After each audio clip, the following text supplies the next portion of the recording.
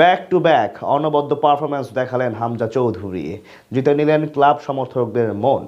মাত্র ২৫ মিনিট মাঠে থেকে দেখালেন নিজের পায়ের ঝলক। লেস্টার রক্ষণকে চীনের প্রাচীরের মতো আগলে রাখলেন বাংলার চৌধুরী সাহেব, সাথে দলকে এনে দিলেন গুরুত্বপূর্ণ ৩ পয়েন্ট। বাংলার প্রাণ ভোমরার এমন পারফরম্যান্সের পর উচ্ছ্বসিত কোচ থেকে নিজ ক্লাব সমর্থকরাও। হামজা চৌধুরীর অসাধারণ পারফরম্যান্স নিয়ে বাকিটা জানবো রিপোর্টে। হাসতে হাসতে মাঠে নামলেন, তবে এই হাসির আড়ালে লুকায়িত ছিল গভীর দায়িত্ববোধ। কেননা খেলার তখনও বাকি ২৫ মিনিট। প্রতিপক্ষ যেভাবে একের পর এক আক্রমণ চালিয়ে যাচ্ছে, তাতে শঙ্কিত লেস্টার সিটির সমর্থকরা। ম্যাচে এগিয়ে থাকার পরেও তবে কি পয়েন্ট খুঁয়ে মাঠ ছাড়তে হয় কিনা, এমন দুশ্চিন্তা যখন কপালে ভাঁজ পড়ছে লেস্টার সমর্থকদের, তখন সকল দায় দায়িত্ব নিজ কাঁধে নিতেই যে তার আগমন।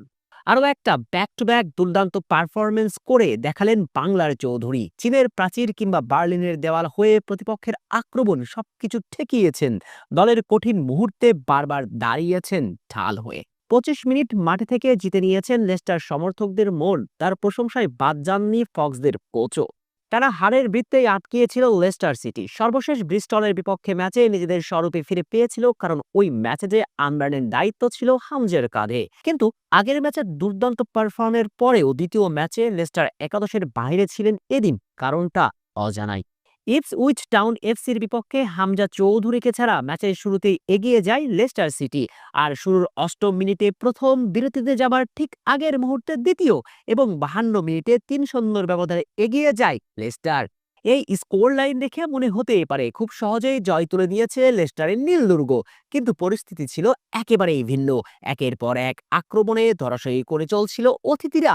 ঠিক তখন লেস্টার কোচ মাঠে আনেন হামজা চৌধুরীকে।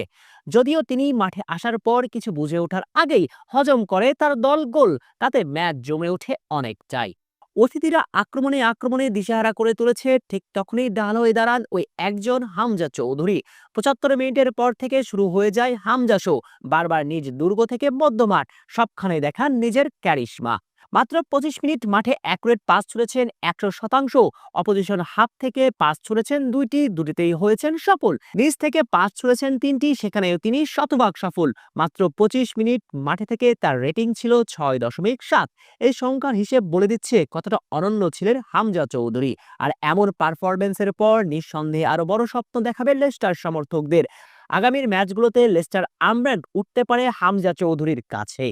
এমন ঝলক দেখানো পারফরমেন্সের পর নিঃসন্দেহে টাইগার ভক্তরা তাকে ঘিরে দেখতে পারেন অনেক বড় স্বপ্ন। আগামী মার্চে বাংলাদেশ এশিয়ান কাপ বাছাই পর্ব খেলবে সিঙ্গাপুরের বিপক্ষে। নিঃসন্দেহে হামজার এমন দাপুটে ফুটবলের পর টাইগার ভক্তরা সিঙ্গাপুরকে হারানোর স্বপ্ন বুনতেই পারে চোখ মেলে।